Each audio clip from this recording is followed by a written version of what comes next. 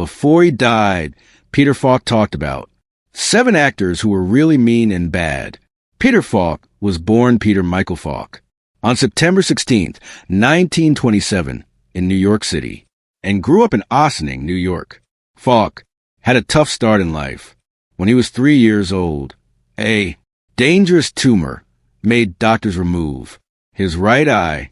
For the rest of his life, he wore a fake glass eye, something he would later use to his advantage, making it part of his characters, who often seemed simple but were actually very expressive.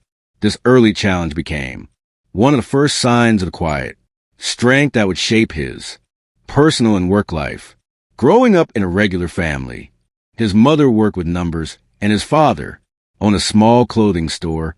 Falk became really interested in stories and acting, but acting wasn't what he planned to do at first. After high school, he worked briefly as a cook and a merchant Marines during World War II, a time that taught him discipline and how to get along with people from everywhere. He later went to college, getting a degree in political science from the New School for Social Research, and then studied for a master's degree in public administration at Syracuse University. For a while, Falk lived a pretty normal life, working as a management analyst for the Connecticut State Budget Bureau, a job that was safe but not very exciting. It wasn't until his late 20s that he decided to try acting, joining small theater groups and learning from famous acting teachers like Sanford Meisner and Ava Hagen. His love for acting talent and amazing screen presence quickly moved him from community theater stages to Broadway and soon after to Hollywood. By the late 1950s and early 1960s, Falk got a lot of attention for his powerful, realistic performances in noir and crime movies.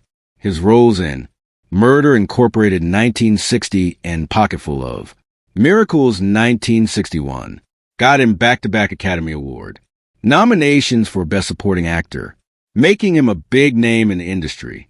But it was in 1968 that Falk played the character who would make his career, change television detective shows, and make him loved by millions. For many years, Lieutenant Columbo, with his messy, tan raincoat, ever-present cigar, shuffling walk, and polite, almost sorry way of asking questions, Falk turned Columbo into a perfect example of quiet acting. His famous catchphrase, "Just one more thing," became one of television's most well-known lines. Falk's brilliance was in showing Columbo as a man the bad guys always thought wasn't very smart. Behind the relaxed manner was a super sharp mind, endless curiosity, and an incredible ability to understand how people act. Falk shaped the character so much that the line between actor and role disappeared. He added ideas, improvisations, and personal touches, making Columbo a fully realistic, wonderfully human character. Over the years, Columbo became more than just a detective show. It turned into a cultural landmark, loved for its smart storytelling and Falk's amazing performance. The series won him 4 Primetime Emmy Awards and made his place as one of television's most famous actors. Beyond Columbo, Falk kept taking on many different roles, from comedies like The In-Laws 1979, where his straight-faced delivery became the film's funny heart, to dramatic appearances in independent films and artsy classics like Wim Wenders' Wings of Desire 1987, where he played a made-up philosophical version of himself. Peter Falk's first marriage started during an important and ambitious time in his life, long before he became one of television's most recognizable and loved figures.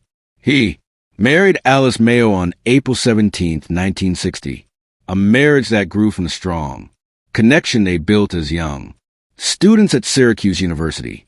At that time, both were figuring out who they were, improving their talents, and imagining futures that had not happened yet.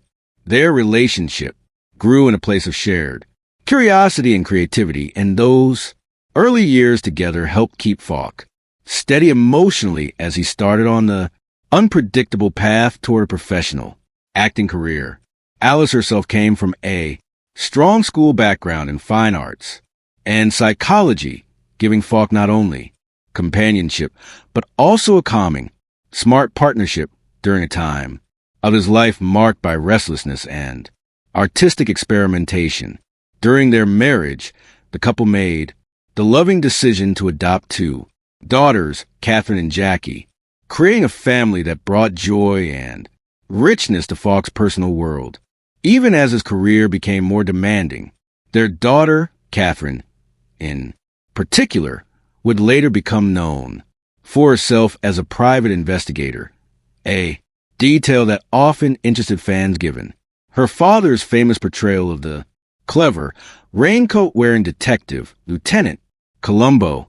Catherine's chosen job sometimes matched the spirit of her father's most famous character, adding an almost poetic connection to the family story. Jackie, their other daughter, also stayed an important part of Falk's life, adding to the warmth and stability he tried to keep despite the pressures of a growing acting career. However, like many long-term relationships hurt by the constant demands of Hollywood, the marriage faced growing challenges. Falk's rising fame, frequent filming schedules, and the emotional cost of playing complex roles put increasing weight on their once solid foundation. By 1976, after 16 years together, the couple made the hard decision to end their marriage. The divorce marked the close of a big chapter in Falk's life, one defined by youthful growth, professional rise, and the creation of a family. Just over a year later, Falk entered a new part of his personal life when on December 7th, 1977, he married actress Shara Donese.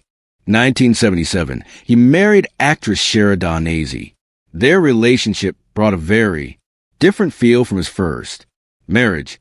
Shara was not only deeply connected to the entertainment world, but would go on to play a big role in Falk's professional universe. She became a familiar face to Columbo audiences, guest starring in more episodes than any other actress. Her repeated involvement in the series showed not only her talent, but also the creative connection she and Falk shared. Their marriage lasted for many years, surviving both public attention and the private health struggles Falk faced later in life. Donese stayed a constant person beside him, and their long partnership became a big part of his later years, one marked by loyalty, artistic collaboration, and lasting companionship.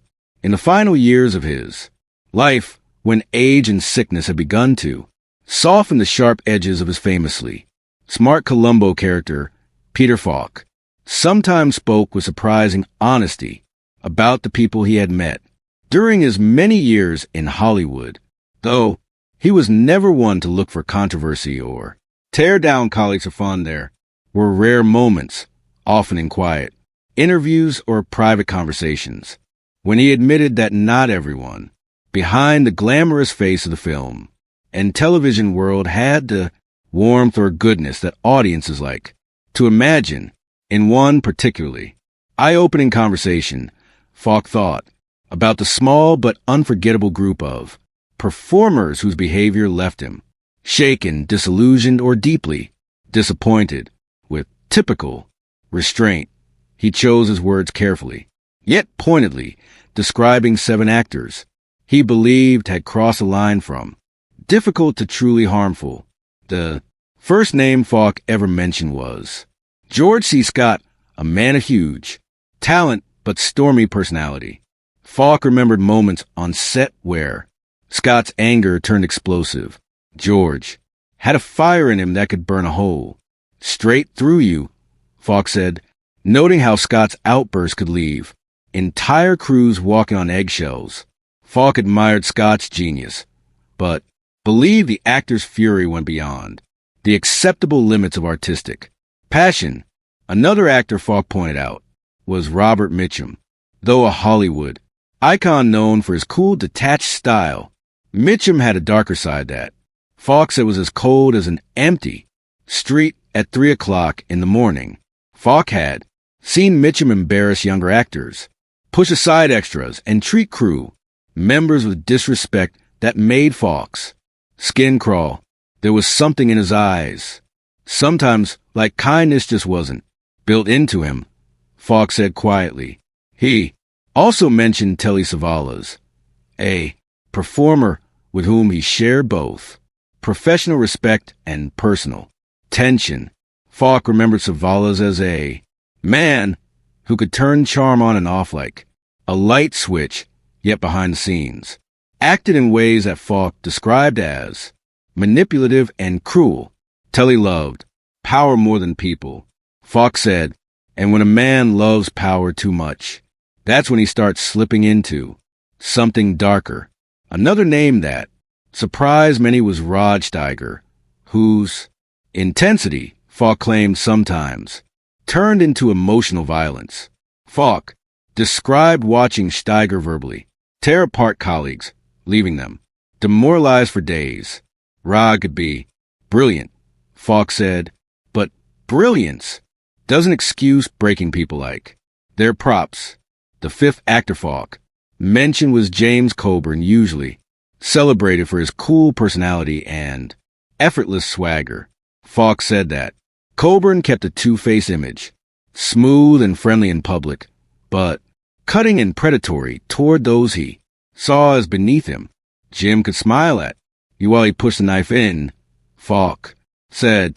Two more names completed Falk's disturbing list. Anthony Quinn, whose self-importance Falk claimed turned into cruelty, and Lawrence Harvey, whom he described as dangerously manipulative. Harvey had a way of making you feel like a pawn in a game you didn't even know you were playing, Falk said. That kind of mind, that's where real trouble grows. Though he never wished to ruin anyone's legacy, Falk believed in honesty, especially near the end of his own life. He emphasized that the vast majority of actors he knew were kind, hard-working, and respectful. But these 7 individuals, he confessed, left him with haunting memories of ego, ruthlessness, and emotional destruction. People think evil always looks like a monster, Falk said, but in my line of work, sometimes it wears makeup, steps into the spotlight, and calls itself a star. In sharing these rare words, Falk offered a glimpse into the shadows of an industry built on light. A final unfiltered truth from a man whose life's work revolved around exposing the hidden motives behind human behavior. On the quiet evening of June 23rd, 2011, the world lost one of its most lovable and unforgettable performers when Peter Falk passed away at his longtime home on Roxbury Drive in Beverly Hills. This was the same home where he had spent many years surrounded by family, friends, and familiar comforts that had been with him through the height of his career and into his later years. The house itself had become a kind of sanctuary, a place where he had entertained colleagues, read scripts, painted canvases for hours on end, and shared countless moments with those he loved. His passing at age 83 marked the end of an era, closing the final chapter of a life that had left an extraordinary mark on television, film, and the hearts of millions. The official causes of death were pneumonia and complications related to Alzheimer's disease, a condition he had battled privately for several years. Alzheimer's had slowly dimmed the sharp wit and brilliant instincts that had defined him as both an actor and a man. For someone known for playing Lieutenant Columbo, a character built on razor-sharp intuition and the amazing